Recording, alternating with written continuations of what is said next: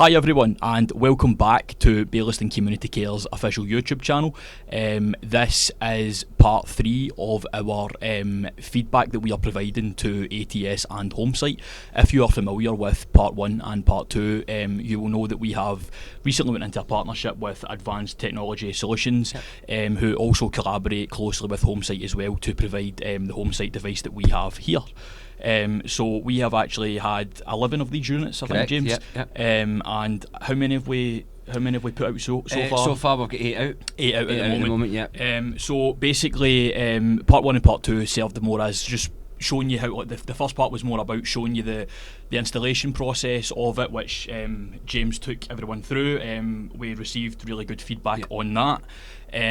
Part 2 was more about you just giving a wee bit of an in-depth interview with myself, and we also interviewed one of our carers who gave her thoughts on how the project has helped a specific service user. So this is going to serve as a third part to that.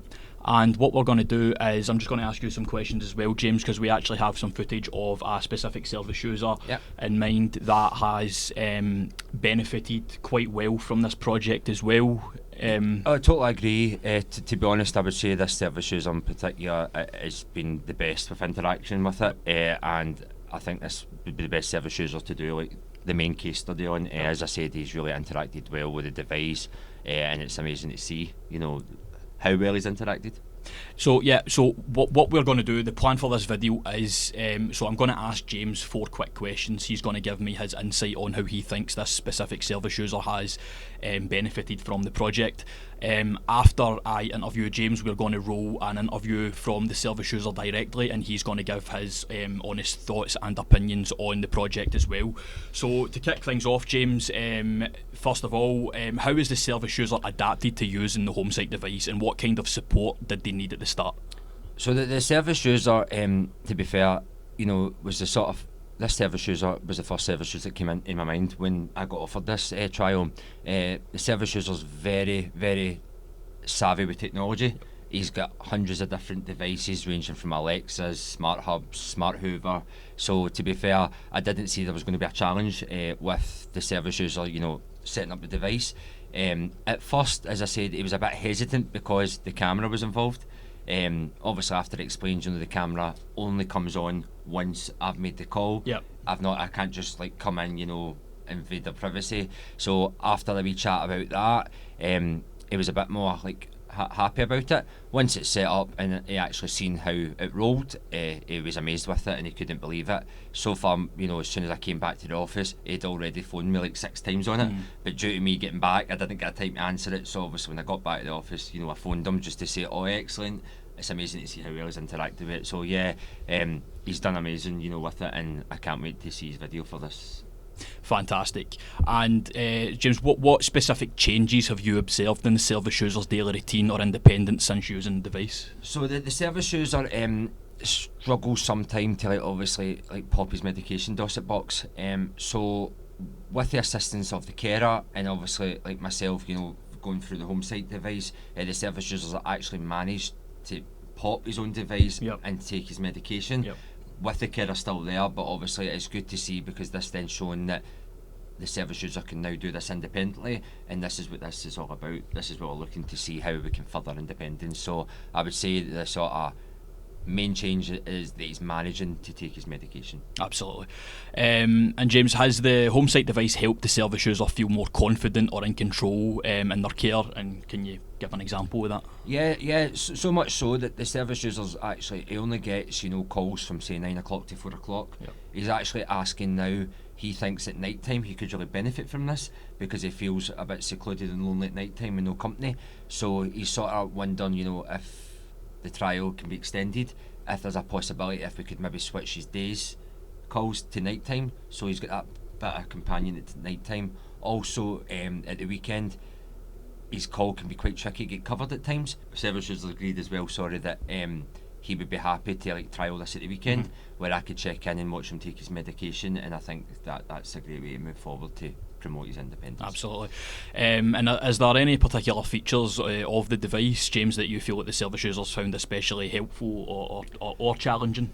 So I would say nothing challenging.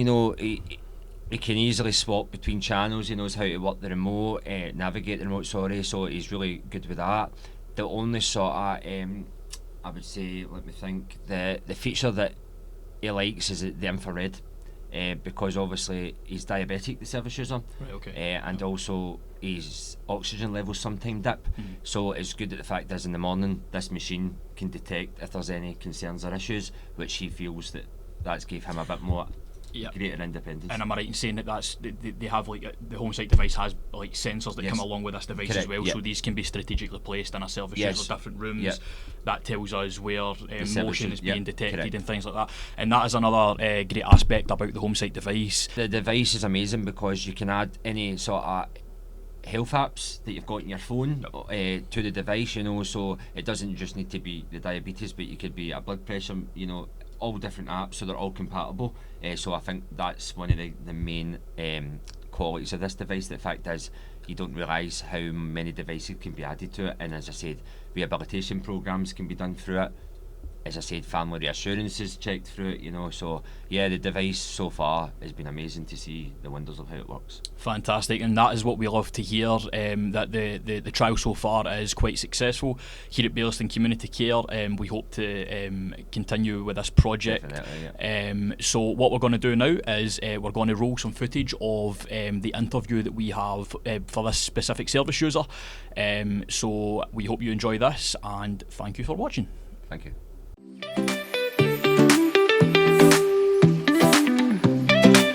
There's a little bit of lag, which has stopped it connecting right away, but beyond that, it's been very helpful.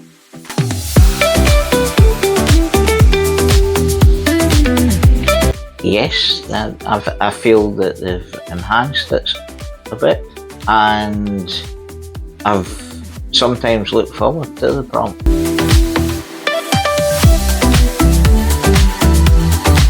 The fact that it's there is just really good, and there was a few days where it wasn't being used, so I was a wee bit not sure if the test period had finished.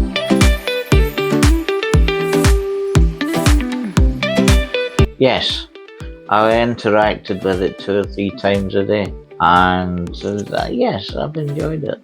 I've interacted with the device 3 times a day. Chatting to James has been reassuring, and I actually like it as a device.